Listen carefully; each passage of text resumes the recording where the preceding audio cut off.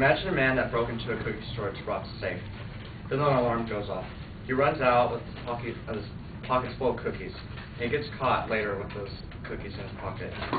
He gets sentenced to 26 years in prison. Do you think this happens? Well, it does, because his name is Kevin Weber, known as the Cookie Thief, and he had previous strikes of burglary and assault with a deadly weapon. And California has the 3-strike rule, which was passed in 1994 by Proposition 184.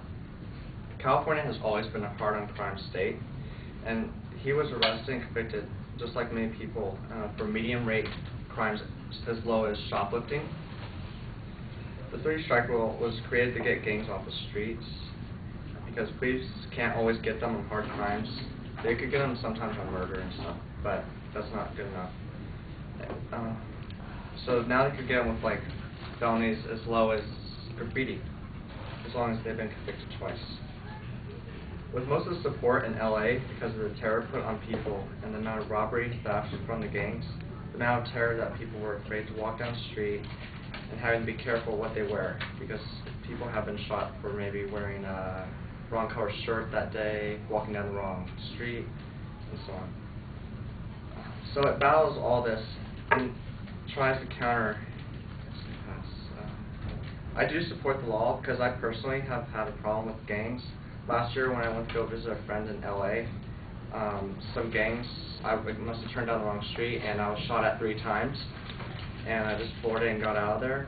I later found out people that did shoot at me were arrested and double sentenced because they had 2 strikes on record. And that's what brought me to this topic.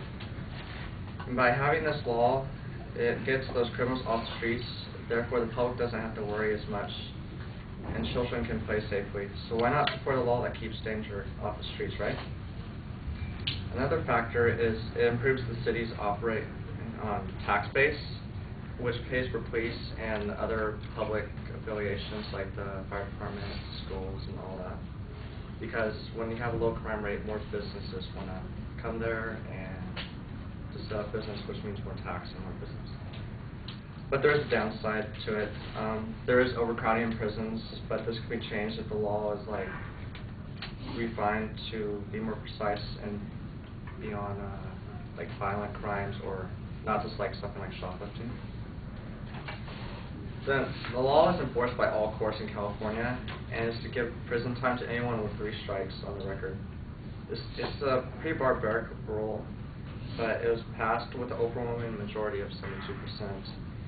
And they got the slogan by voters, 3 strikes and you're out. And this refers to a de facto life imprisonment after being convicted of 3 felons. Results show from this time that it was passed that crime has dropped from 336,000 in 1993 to 210,000 in 2000. And since this was passed, 26 states have adopted this, and there actually are more about to. But with the harsh law, some people aren't very dangerous, do get locked up for a long time.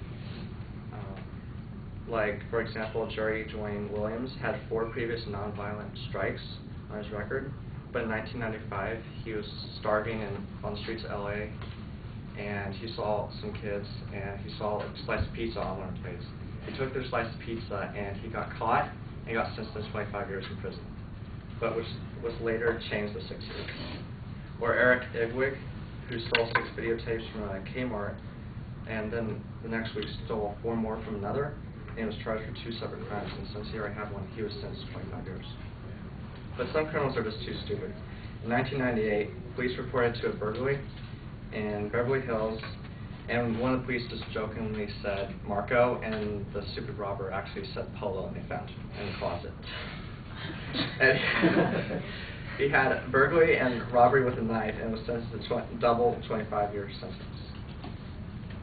But with the overcrowding in prisons, they had, in 2008, a vote was passed for prisoners that were convicted of drug crimes, that instead of going to jail, they would actually go to drug treatment and rehabilitation.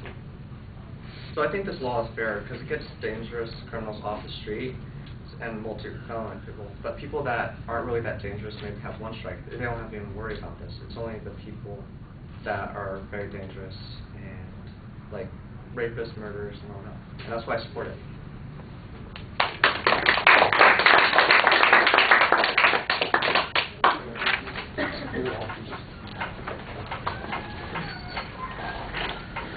Jason, what did you think?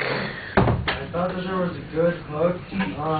I kind of got what his topic was, but there didn't seem to be much structure. It kind of seemed like going from place to place to place.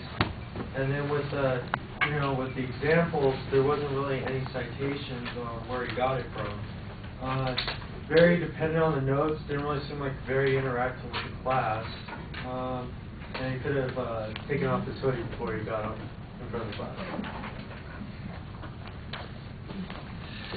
All right.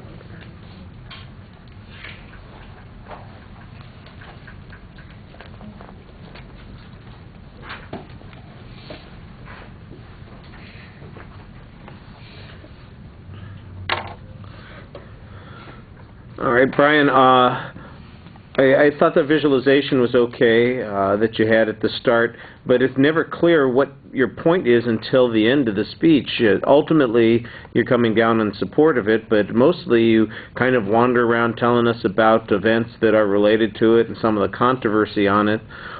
Sometimes the things sound like it's very favorable when you're talking about the impact on crime. Sometimes it sounds very unfavorable, like you talk about the disproportionate sentencing of some of the criminals.